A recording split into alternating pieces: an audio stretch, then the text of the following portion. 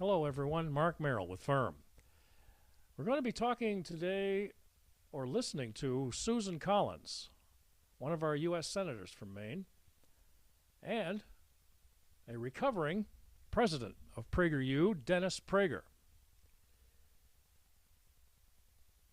Most recent information here was from Susan Collins, as you see before you here, was an interview she had with GHRT WVOM radio recently on several topics, including the Venezuela issue, Minnesota. But in this particular one that we decided to take a part of, folks, on our firm focus for these two individuals, Senator Collins spoke recently about many issues affecting the United States as a whole, but also gave some very enlightening news about the future of health care right here in the state of Maine. Here's what she had to say about that. I authored, as part of the reconciliation bill that we did earlier this year, a rural health transformation fund. It is a $50 billion fund that will be paid out in $10 billion tranches over the next 5 years, and Maine has received $190 million to help sustain and improve our rural healthcare system. This is so important to our state. We've already lost one hospital in Waterville, which is less rural than a lot of areas of the state, and we have 4 rural hospitals throughout the state that are literally teetering. They are financially not making it. They're having a very hard time attracting enough healthcare providers, particularly doctors, but nurses as well. And this will represent the largest federal special investment in rural health care in 2 decades. So I first talked to the vice president and the chief of staff and the Republican leader, as well as my other colleagues, about establishing this fund, because we want people to be able to live where they can get health care. And if there is no community health center, if there are no providers, if there's no rural hospital, we'll continue to see a population drain from rural Maine.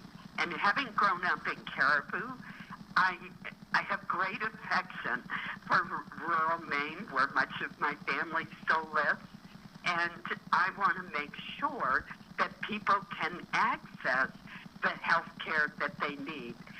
In getting $190 million, and I worked closely with the head of the agency that oversees Medicare and Medicaid, Dr. Oz, on endorsing Maine's application for funding. I have helped to ensure that health care will continue to be available. It is so important, and Maine did very well. We ranked in the top 10 of states on a per capita basis in getting the $190 million. It can be used for workforce programs, and I've been providing funding and working closely with our community colleges and the branches of the University of Maine to expand workforce training programs for healthcare professionals. And it can be used for telemedicine. It can be used for a whole variety of purposes. And I think it's essential to the survival of our rural healthcare system. And I'm very happy that Maine will have this funding to invest in it. Indeed. We do appreciate that information from GHRT, WVOM, and the interview with Susan Collins. And we're going to carry on a little bit further here, folks, as we get to a gentleman, of course, I think you're quite familiar with, If you are familiar with Dennis Prager, he is the co-founder of PragerU, and he will be telling us a little bit more about his recovery a little bit, but mostly he'll be talking about his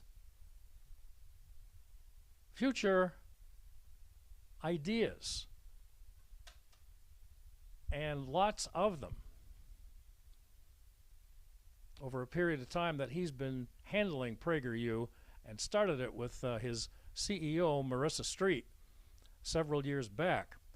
But right now, Mr. Prager is still recovering from a spine injury that he suffered in a fall, recovering quite well, though. And he will shortly be talking about his faith and what is necessary for all people in America, and for any other belief for that matter, not just Christians, get our country back on track. Before we do that, though, folks, what we're going to do is go over a little bit of information here from our additional information on Susan Collins. As you can see, she does put Mainers first. She is in a leadership position currently as Appropriations Chairwoman to Fight for Maine, and she secured, as you heard, $190 million recently, but overall, $810 million for job-creating projects, infrastructure upgrades, and community improvements. She's also building a brighter future for just as many, if not all, Mainers. She's also a bipartisan problem solver who gets the job done. She consistently ranks as the most bipartisan member of the U.S. Senate and puts people over politics. Oh, how unique.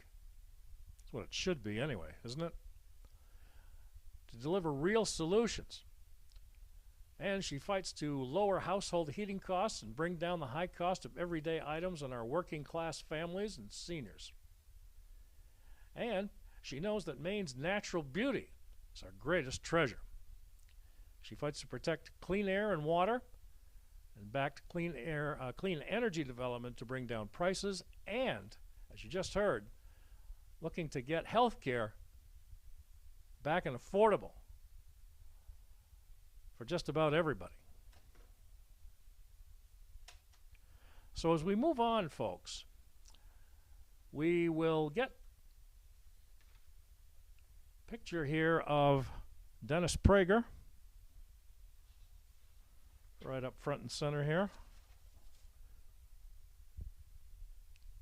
He's doing quite well, folks, though, as a recovery from, as we said, a spinal cord injury. But a portion next on our program here, hearing from Maine Senator Susan Collins and Dennis Prager, who is co-founder of PragerU. He talks about his faith, as we previously mentioned, but also what is necessary for all people of any belief for America's society and culture to pause and, believe it or not, stop blaming and bullying and listen to each other, how to understand each other and how to work together on our differences. Here's a part of that interview.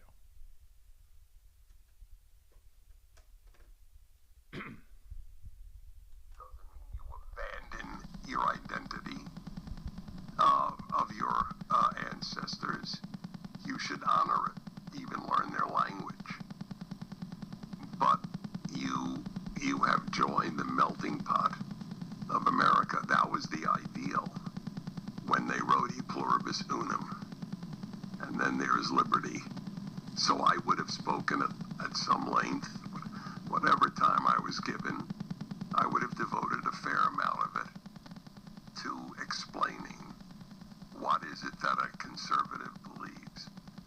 And the first is morality, that everything is judged by, is it moral? Not is it my national identity? Because as I pointed out, in China, Russia, North Korea, that's the last thing you want right now. It's, in any event, I have said very often on my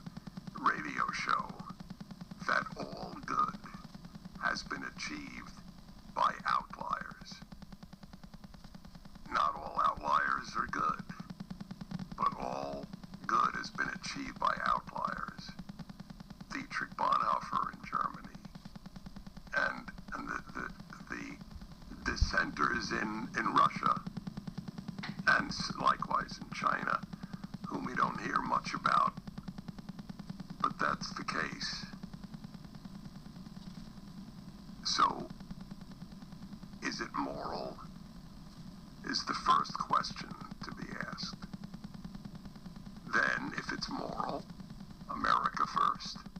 If it's not moral, then not America first. And those are just a few short segments of Dr. Prager's, Professor Prager's, we should say, interview he had with his CEO, Marissa Street, just about a week or so ago. And we will continue to give you some more information from Dennis Prager and accomplishments by his organization over the past 12 months in 2025. He continues to fight toward his recovery, as we mentioned, folks, but through his wisdom and example, Americans are remembering that happiness in the face of difficulty is a moral duty. How about that one? He was just talking about morals right there, you heard. In the past year, here's what has happened with the donations and the support from Americans and other organizations that have donated and started programs not only for adults, folks, but for our children, our greatest natural resource, heading for grandchildren, great-grandchildren beyond where we are right now. PragerU has engaged with over 21 million unique visitors to their website, mobile and TV apps, gained nearly 2 billion views on PragerU videos via social media. Now, one thing we want to take aside here, folks, but you may recall that Mr. Prager was known for his incident here that he was the host and always had his faithful bulldog by his chair and a fireplace going in the back called Fireside Chats. 5-minute videos turned out to be very, very popular around the country and around the world. Hope to see more of those down the road. Also, there was a partner with the White House, PragerU, to launch the Founders Museum and Road to the Liberty. Launching Founders Museum and Road to Liberty. They've also launched PragerU Kids in 11 states and more, getting pro-America content in more classrooms, building a pathway for college credit through their American history course on U.S. presidents, and lifting the voices of people like Douglas Murray, Ben Shapiro, Brandon Tatum, you recall as Officer Tatum, Michael Knowles, Victor Davis Hanson, and more. PragerU is doing the work that's more critical than ever, as lives are changed and minds are molded every day, either by us or by those who would destroy the America we know and love. Thank you for your dedication, Dr. Prager, Professor as well. In the meantime, everyone, keep us in mind here at FIRM, Fairness in Reporting Media, and always 24 hours a day, 7 days a week, right here at fairnessinreportingmedia@gmail.com, fairnessinreportingmedia@gmail.com, and also you can see we're also 24 hours a day on videos as with podcasts like this one on X or Twitter and YouTube. Thank you again for your support of us. Subscribe. And everybody out there, stay safe. And peace to all.